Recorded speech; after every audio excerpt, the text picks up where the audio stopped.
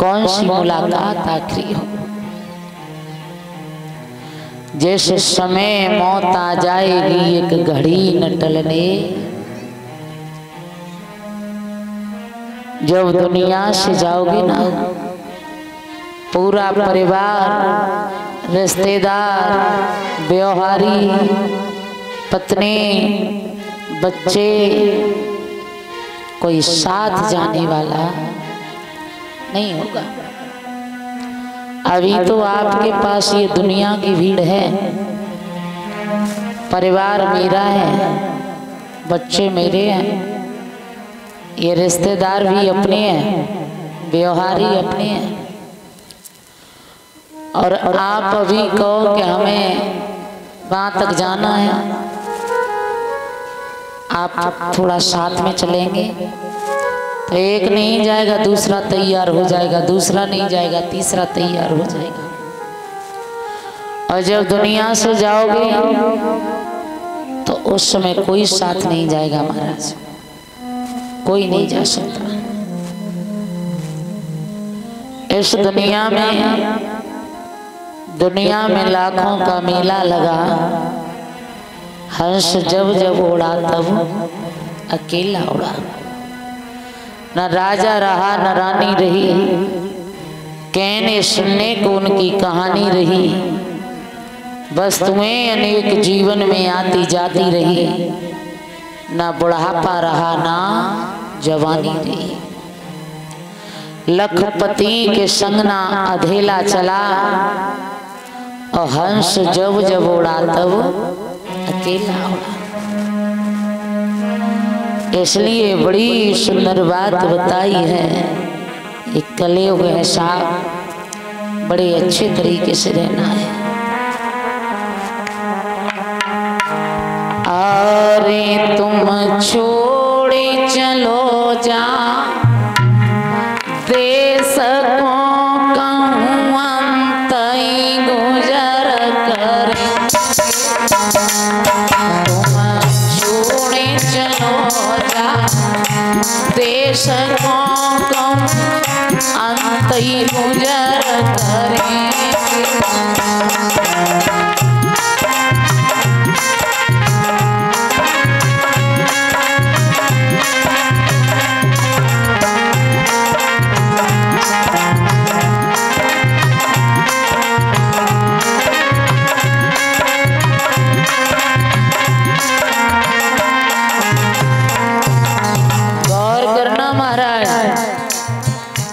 एक एक पग बड़ा संभाल करके रखना पड़ता है रे काम रात दिन जाली।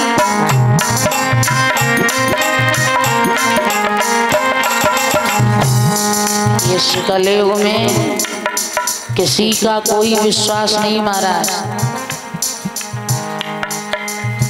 है रे काम रात दिन जाली।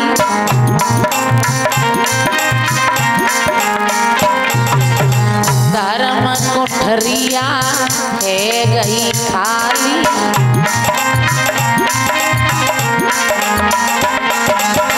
धर्म कोठरिया है गई खाली।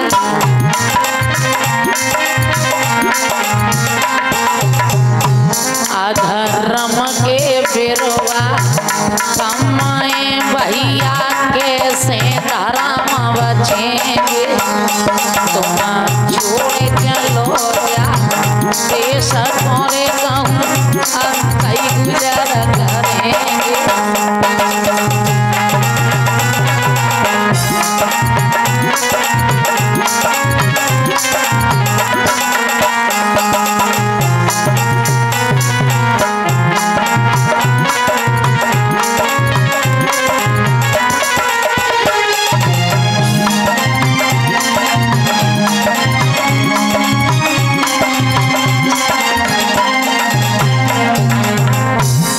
तुमने देखा होगा जा कलयुग में भैया भैया से खुश नहीं है। भैया सब कुछ सहन कर सकता है लेकिन अपने की तरक्की सहन नहीं कर सकता।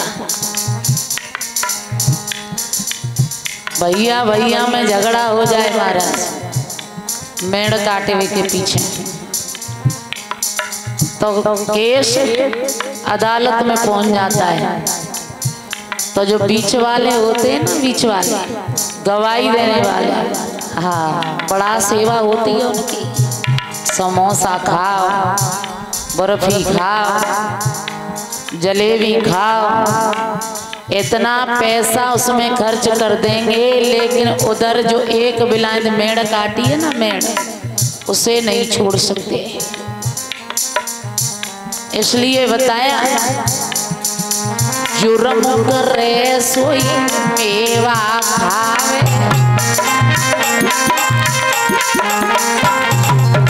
जुर्म करे सोई मेवा खावे,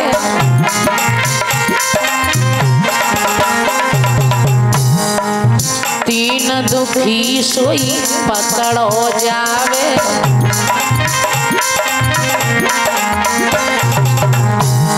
महाराज झूठन के संग में भीड़ होती है और सत्य अकेला होता है।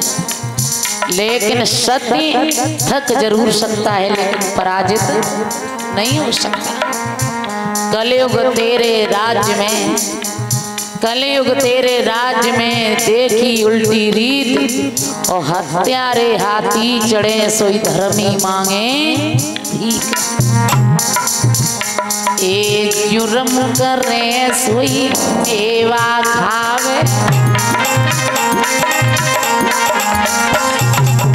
तीन दुखी सोई पकड़ो जावे,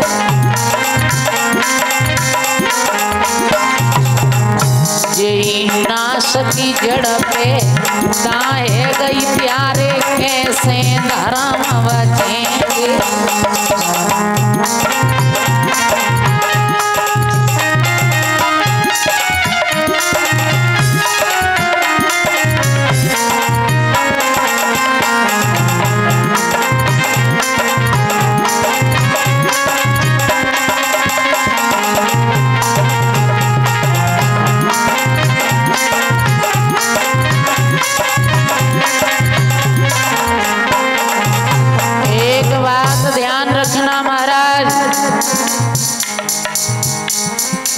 नहीं कछु लाए नहीं ले जाएगो,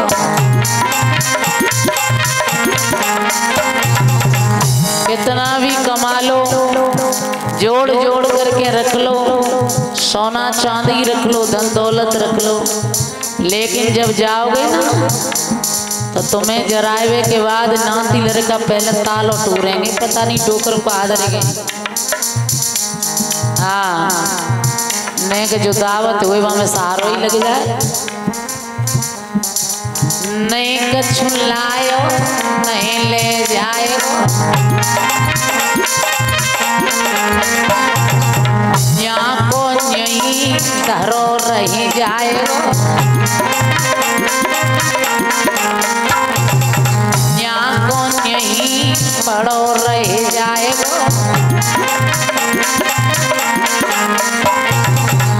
अधर्म के लगे रहे हमें प्यारे, कैसे धर्म बचेंगे। गुर छोड़ चलो जा देश हमारे कौन सही गुजर करेंगे।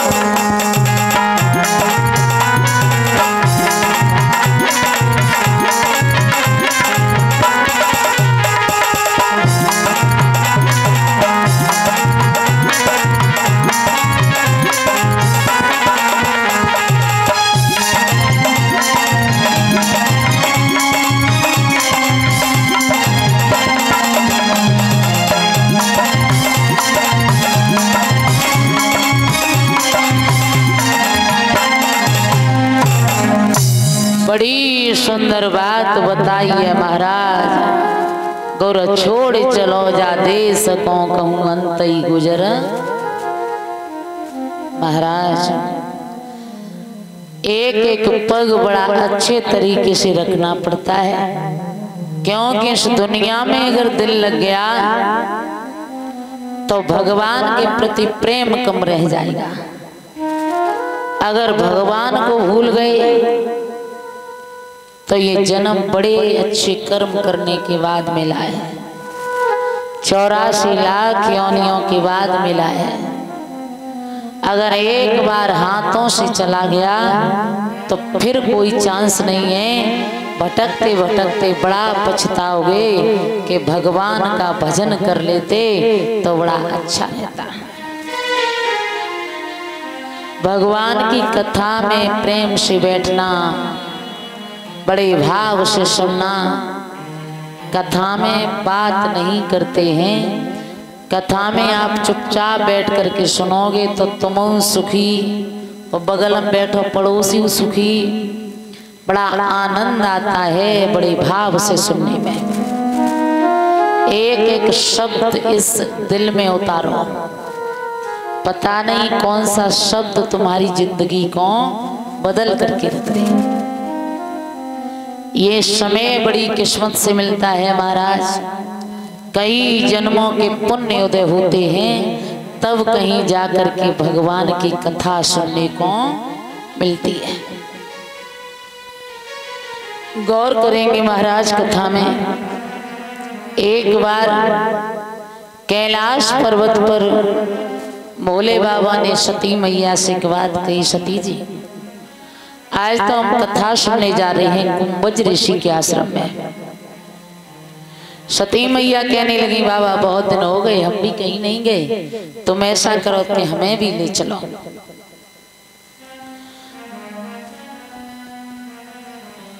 जवाब दिया है सती जी ले तो चलेंगे, लेकिन जहाँ ले चलेंगे ना वहां पर कथा में बात नहीं करते और तुम बोलती हो तो। मैया कहने लगी ले चलो हम बिल्कुल नहीं बोलेंगे। सती मैया और भोले बाबा त्रेता युग में जब चले हैं महाराज, उस समय गंगा से पार आ चुके थे। श्री दशरथ मरण हो चुका था, सुग्रीव मित्रता हुई न थी, पर सीता हरण हो चुका था। ये समय महाराज भगवान का भी बदल गया। हम तुम तो इंसान हैं। और उस समय त्रेता युग में गौर करेंगे, आरे त्रेता युग में राम लखन सिया बन कोरे चले गए।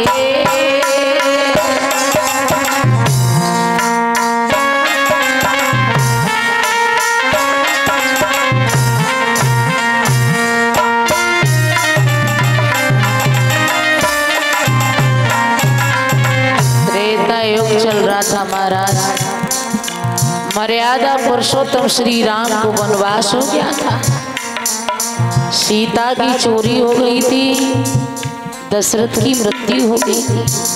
गौर करेंगे, ए त्रेता युग में राम लखन सिया भैया वन को चले गए। और बिन के पीछे दशरथ जी ने प्राण त्याग दे। अरे बिन के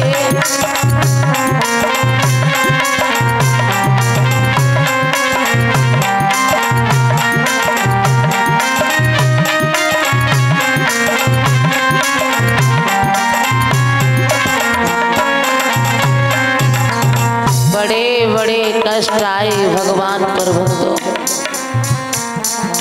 आरे लखन की नारी छूट गई, लक्ष्मण को मूर्छा में कर दिया था। राम अकेले रह गए थे, खड़े रो रहे हैं। आरे लखन की नारी छूट गई, तब रोई रहे ठाड़े राम भुजा बिना भैया टूट गई। अरे रोई रहे ठाड़े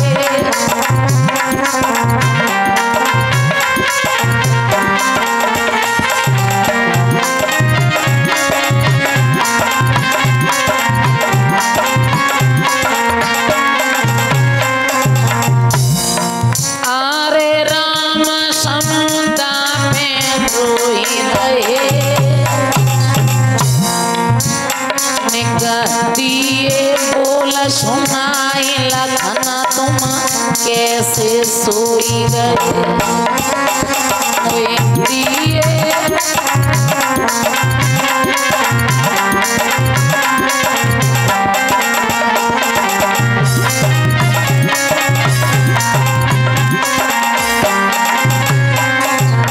एक ही बात कह रहे हैं राम। आरे पवन सुत को लावे फूटी। आरे आज हुए को लावे फूटी। और जो कहूँ है जही भोर हो जा मेरी बिनवैया टूटी। अरे जो कहूँ है जही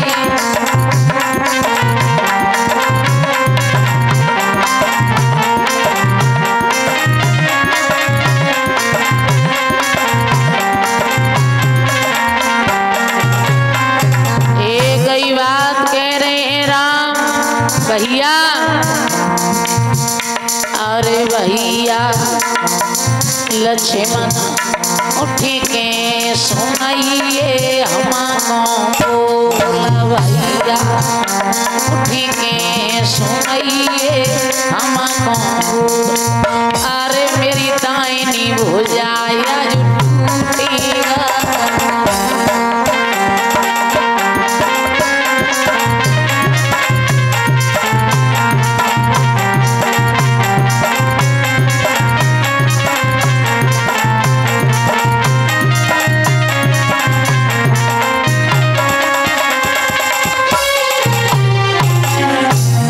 राम का वनवास हो गया था, दशरथ की मृत्यु हो गई थी। देखना भक्तों कितना खुशी का माहौल था। अवधपुरी में बड़ी खुशी मनाई जा रही थी, घर घर दीप जलाए जा रहे थे कि हमारे राम सुबह राजा बनेंगे। घर घर में मिठाइयां बांटी जा रही थी। लेकिन बाहरी समय मंथरा ने कैकेयी की बुद्धि को इतना भ्रमित कर दिया कि कैकेयी नाराज होकर के लेट गई थी। दशरथ आए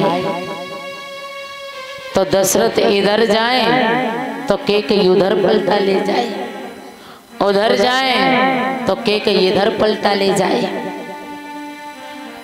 दशरथ ने बहुत कहा कैकेयी कितना खुशी का माहौल है, कितना अच्छा दिन है कि हमारा राम सुबह राजा बनेगा, और तुम इतने खुशी के मौके पर नाराज काहे को हो। बहुत देर के बाद कैकेयी ने एक बात कही, महाराज मैं मानती हूं कि तुम्हारा राम राजा बनेगा, तुम बेटों में भी फर्क मानती हो। अगर तुम मेरे बेटा को चाहते तो इतने खुशी के मौके पर आप उसे ननिहाल में ना भेज देते। दशरथ कहने लगे कि कैसी बात कर रही हो। एक बाप के 4 बेटा होते हैं तो बाप को चारों बेटा प्यारे होते हैं, लेकिन नियम ये होता है कि बाप के बाद बड़े बेटे का ही अधिकार होता है। कैकेयी कहने लगी महाराज इस खुशी के मौके पर मैं आपसे कुछ मांगना चाहती हूँ। बोले क्या मांगोगी? जवाब दिया तुम्हें याद हो न हो लेकिन मुझे बहुत अच्छे तरीके से याद है। क्या याद है रानी? तो बोली कि मेरे 2 वरदान पिया महाराज, एक बार की बात है कि आपके रथ के पहिया की धुरी की कील निकल गई थी, तब मैंने उस जगह अपनी उंगली को फंसा दिया था। तब आपने कहा था कि हमसे वरदान मांगो, तब के वरदान धरो।